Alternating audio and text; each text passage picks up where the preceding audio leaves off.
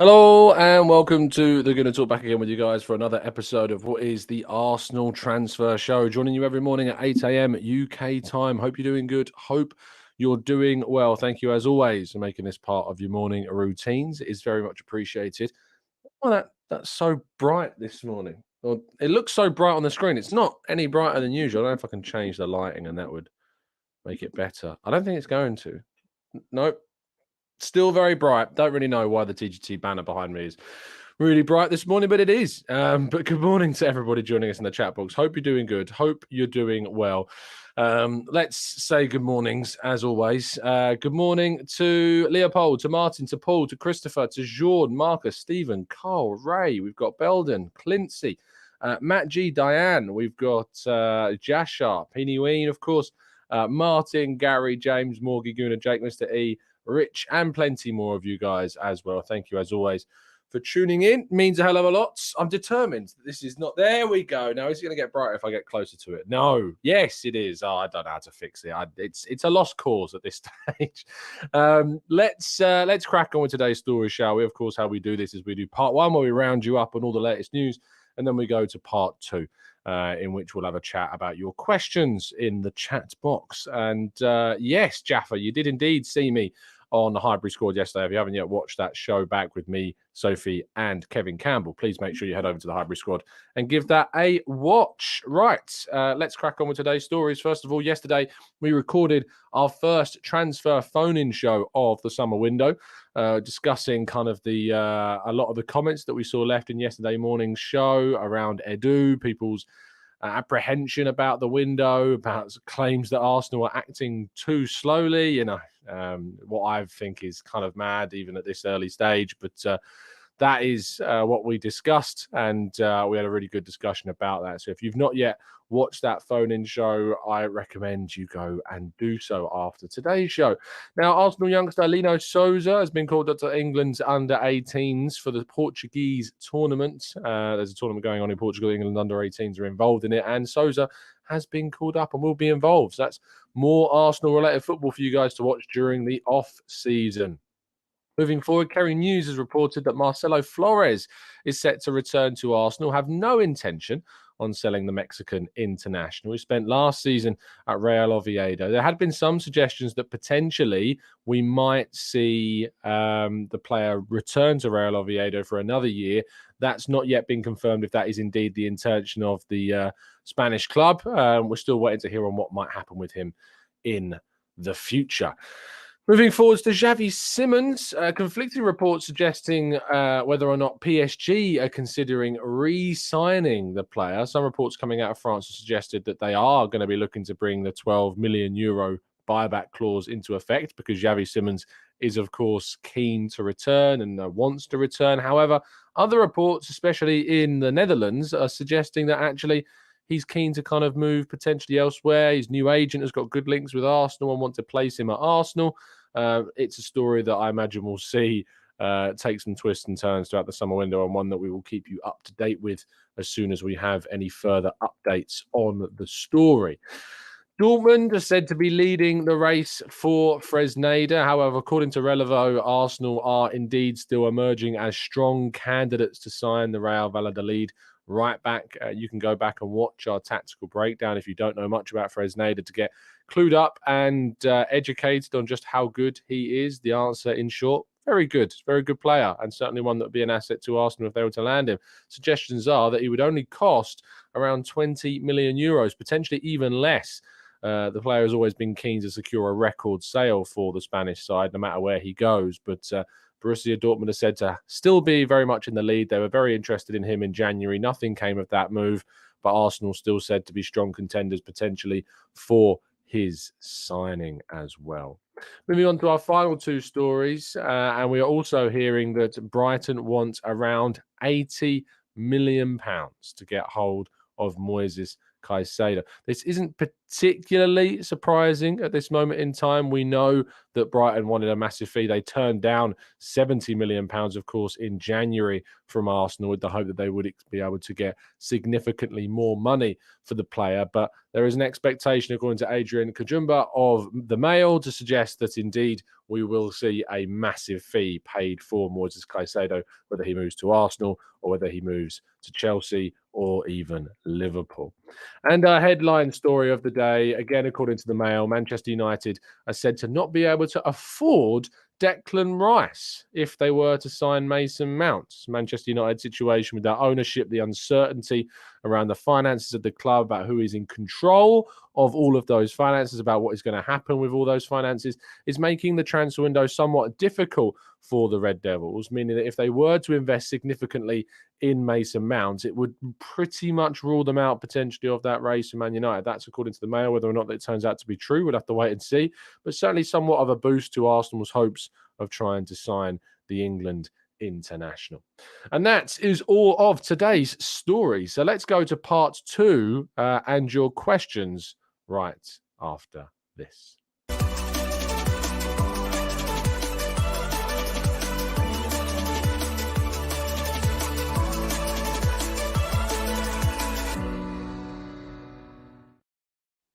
Right, let's go into the chat then and see what you guys are saying. Let's go to Mohammed, who says, Tom, what's your take on signing Sergej Milinkovic-Savic? He's just 1 year remaining on your contract. What are your thoughts on this?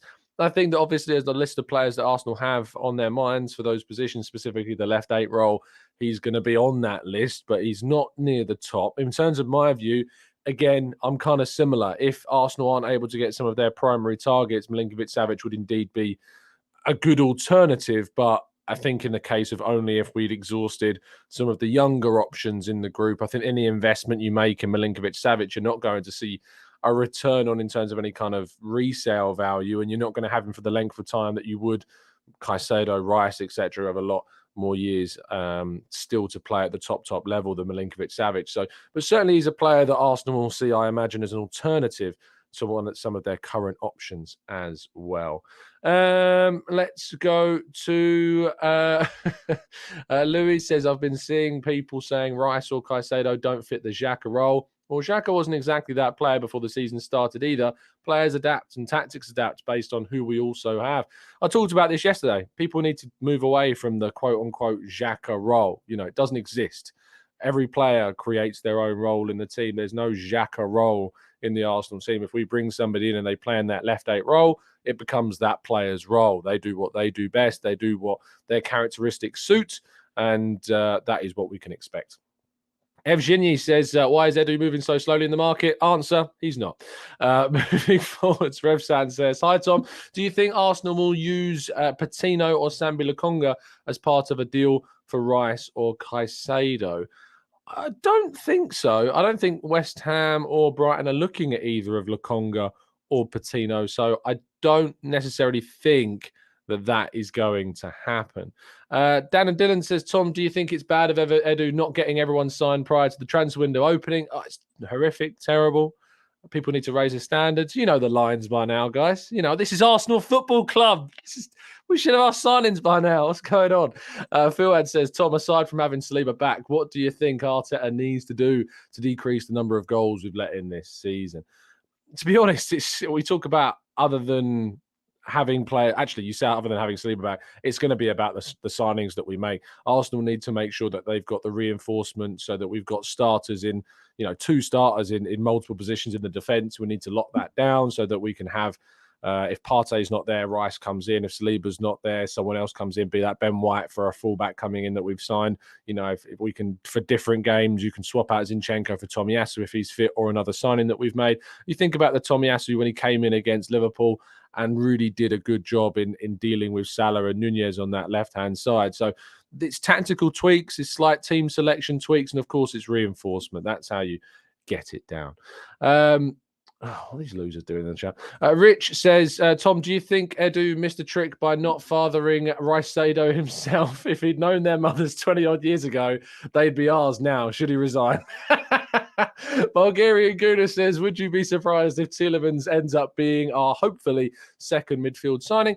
Yeah, I would be surprised because Tielemans' kind of profile's moved further away from the eyes of Arsenal over the course of this season. It doesn't seem to be that he's a player that Arsenal are looking at as a priority. If they end up missing out maybe on a player like Caicedo or Rice, maybe they'll move then for Tielemans. But there's been no whispers or anything along that regard at the moment of moving for Tielemans. It has been confirmed that he's leaving Leicester. He'll probably take his time in deciding his next club. He's going to have plenty of options, I'm sure, on the table. So unless it does indeed get decided quick where he's going, Arsenal might be able to just have some little bit of time to decide whether or not they do want to throw their hat into the ring for Tielemans. Derek says, Tom, first live show in a while. I sense a very frustrated window coming and I'm missing out on targets. Too much talk, which is a bad sign. Well, if the measurement is too much talk, I think going into every single window possible, you're going to end up feeling a little bit frustrated because all you're ever going to get is a lot of talk, because that's what the transfer business is. That is what the reporting of transfers is. It's a hell of a lot of talk. 99% of the stories that are discussed don't end up happening because of the chaos of the market, because we know of what it draws in for outlets in terms of readers. So it's always going to be loud. It's always going to be messy. I just hope whenever I give you information that I feel I've got that's genuine, that it is the real thing. But we will continue to give you all those stories because we like discussing them. We like giving our opinions on them, and hopefully there's some truth in some of them. Derek says, other Derek, two Dereks in the chat box this morning. El Yawahi, I like this kid. Do you feel he'd be a good addition to the striker position for depth? He's got a lot of talent, and speaking to a couple of people watching French football, they really like him. That said, they find it odd that you'd let Balogun go and then sign El Yawahi. I suppose that the only reasoning behind that is that Balogun's assurances that he wants to play for a team aren't going to be there at Arsenal, whereas maybe Wahi is someone that is not the same in terms of demanding week in, week out football if he was to sign for a club like Arsenal, which would make things easier. G-Star says, I'm scared that Kieran Tierney is going and Kivior will be back up to Zinchenko next season. Has that been decided? Have we been linked to any left backs? He says, I want us to keep Kieran Tierney by any means necessary at least one more season. I'm not of the same mind. I would be happily moving on Kieran Tierney this summer. I think Arsenal will get a significant fee, should get a significant fee that they won't be able to get as much for next summer. And we need to bring in a left back that I think suits the role that Arteta wants for that left-sided position, which Tierney ultimately doesn't right now. He's a great player, and under a different system, he would work. But under the system that we want to play, he just doesn't suit, and therefore we need to find a better option for us to come into that position. Whether that's Kivior or Tomiyasu being backups to Tierney, it might be. What I would say is that Kivior for Poland has done really well at left-back, and I was actually really impressed with Kivior against Wolves as well on the final day of the season, although, to be fair, the pressure was off during that game. Sam says, Tom, do you think if we get our targets or similar that we will progress? And if we don't, do you then say it's just a world-class manager away from winning? I think that what Arteta has done with the current squad that we have, getting them to second in the league, taking them into a title challenge was an overachievement. He got more from that group of players, I think, than most managers would have been capable of doing. And there was a kind of no one expected us to do that. So anyone suggesting that Arteta didn't get more out of that team than he could have done, I think is probably lying through their teeth because no one expected us to compete with Man City last season, and he got that from those players. Is he world-class yet? No. He needs to, win some things. He needs to continue to progress as a manager. He needs to refine some of the weaknesses in his game. But I think that in terms of if we don't progress and we get the players in, then we need to have a discussion about why that happened, and we can only do that at the end of the season. We can't speculate on that right now. That's the problem. David says, what position is Rice actually playing? Left 8, 6. Then what about Caicedo? 6. I also think that we should just get both and sell Smith Rowe, Patino, Eddie, Marquinhos, etc., and we should get about 100 million for those guys. I mean, if you're selling those 4, I think you'd be lucky to get 70 million max for those 4. I think Smith Rowe, you're going to get about for 40 to 50 million pounds for Smith Rowe, I think, in this market at this time where he's been out all season, barely played, has had his injury problems. I don't think you're going to get offers much more than that. In terms of Charlie Patino, you're not going to get offers much more than 10, considering we want to add a buyback clause into his deal. And Eddie Nketiah, you might get 20. So between 70 and 80 million pounds. Marquinhos, you're not going to get anything for us, to be honest. So difficult. Reece says, unpopular opinion. I don't want Maddison. Fair enough. Fair enough. I don't know how unpopular it is, but we'll wait and see. Darren says, is Simakan still an option? Good backup for Saliba and can play right back, or will the lower price of Fresneda be too attractive? That story's got a bit quiet recently. It was kind of at some stage there. We heard from The Guardian that Arsenal had a genuine interest in the player. I think it was Ed Aarons that reported the story initially, but he is indeed a very good, I wouldn't even use the word backup. I'd say he's a good competitor for the centre-back and right-back slots. So I'd be very keen on seeing Simakan join, but that story has gone somewhat quiet so far. Let's scroll down in the chats as well. Revsan says, Tom, there's rumours of interest from Napoli for Balogun. I wonder if that might help us in signing Osimhen. I mean, if you're going to spend £120 million on a striker, maybe, but I don't know how much money it would get us off. You're going to have to offer Balogun and like 90 million quid probably to get Osimhen. So I don't think that's going to help us. Omar says, hey, Tom, everyone needs to up their game. Always try to improve, even if it's one's control or first touch, if you know what I mean. Hey, look, my first touch is not that bad. And I knew exactly what I was doing in that moment. And if you want to go and watch my first touch, feel free. But I was in loads of space. I had loads of time, took the control of the ball, played a good pass down the line, and it's happy days. So, you know, at the end of the day, you got to use what space you got available to you. Did I lose possession? No, I didn't, because I knew exactly what I was doing. Kish says, is it worth looking at Marcus Thuram on a free transfer, or a Kolo Muani as potential forwards? Both got the height and can play. Well, Kolo Muani is going to cost you a hell of a lot of money. Marcus Thuram, I don't know if there's any links as to where he's agreed to go yet. Apparently Liverpool looking at Marcus Thuram potentially this summer. Maybe as a free option, it's not too bad of a choice. Gives us a different style of forwards. But Kolo Muani I just don't think is feasible. I'd love him to join. Don't get me wrong, he's one of my number one picks for a centre forward, but I just don't think that's going to happen, unfortunately. Hey, Darius. Fuad says, Tom, can you explain to me, like I'm a 5-year-old, how Chelsea can still spend heavily with all the spending already done with no Champions League or even sold anybody yet? They have a very, very rich owner, and FFP is non-existent. So that's that's my explanation for you. Like you're a 5-year-old. So I hope that gives you the answer you was looking for. Matt says, I think that we need to start thinking about Rice and Caicedo being exact replacements for Partey and Xhaka. If we get them both, we need to tweak how we play to get the best out of them. Absolutely. Clincy says, personally, I would love us to sign Rice, Caicedo and Maddison for our midfield and send Vieira on loan and sell El Neni. Well, El Neni's not going anywhere for as far as I'm aware. He's not going to be going to be sold. He's got a 1-year extension from his contract.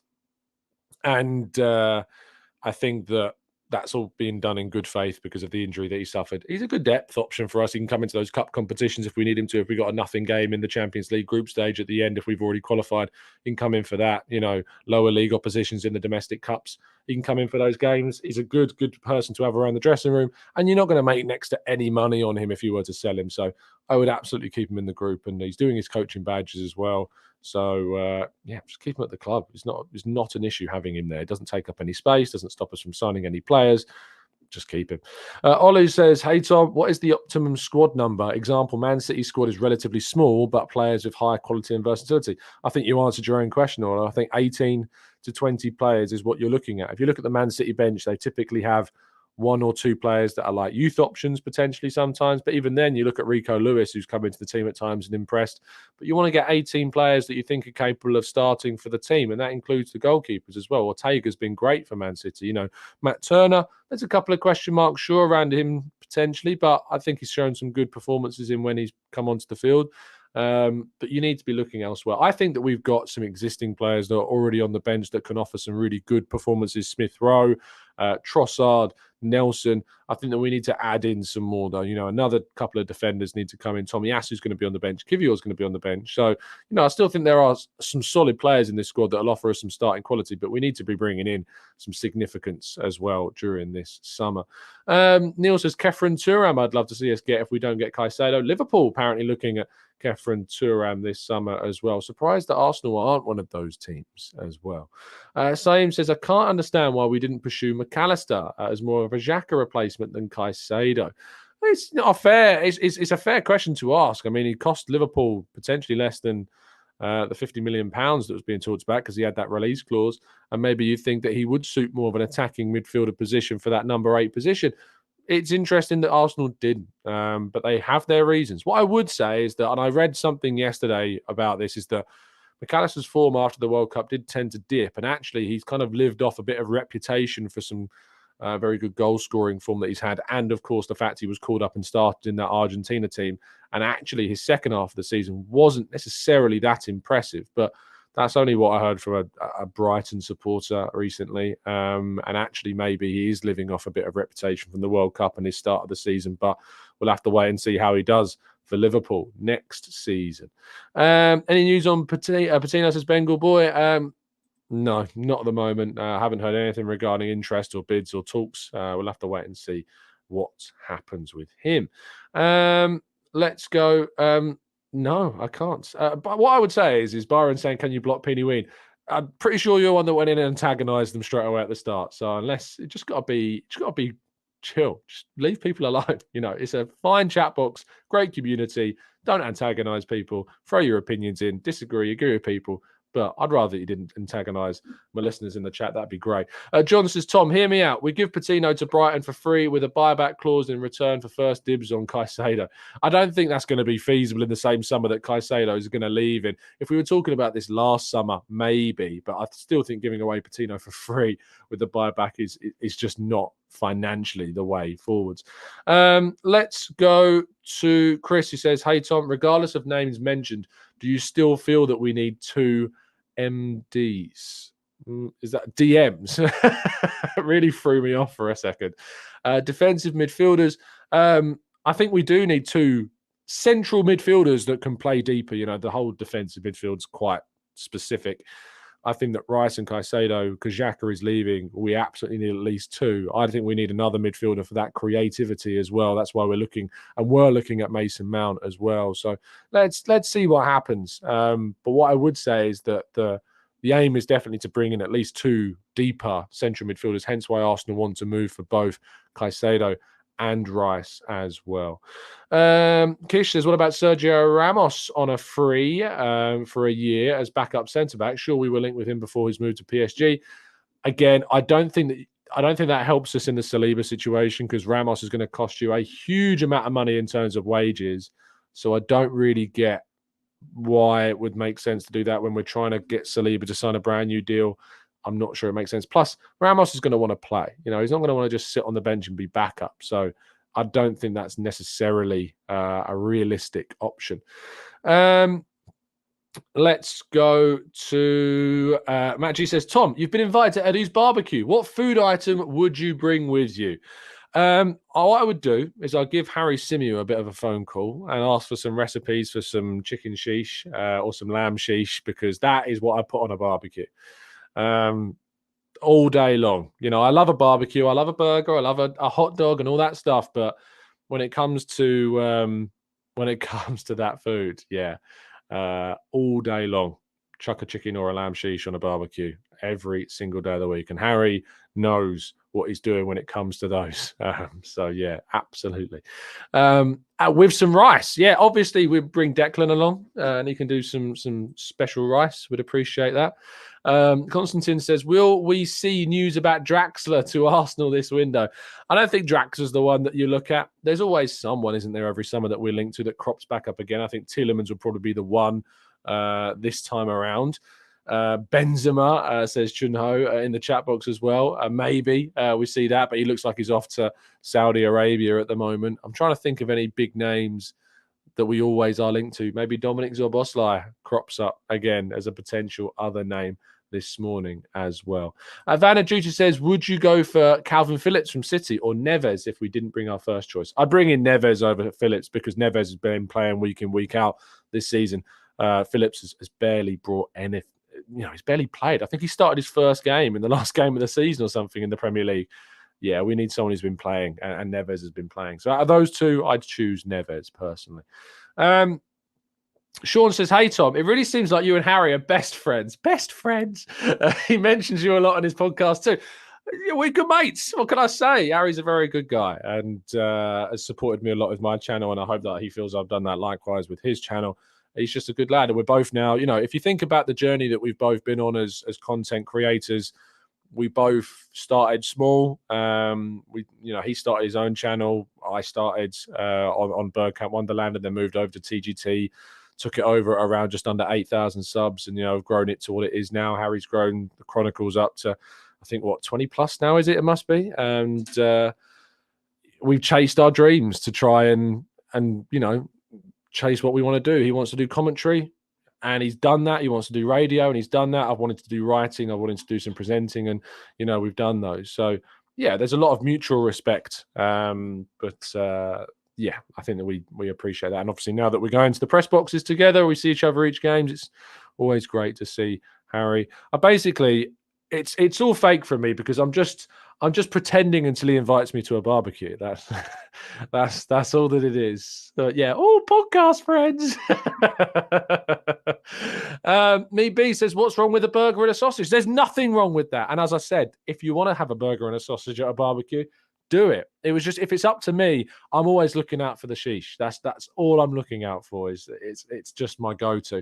My favorite takeaway at the moment is there's a place near where I live. I know Peeny Ween might actually know it because he lives near me. But on the top road in Gillingham, there's a place called Master Kebab, and that is just, they've won awards for their kebabs. They're so good. So that is absolutely always over charcoal what you've got to go and cook every single day of the week, which Harry does every single day of the week in the summer, every single day.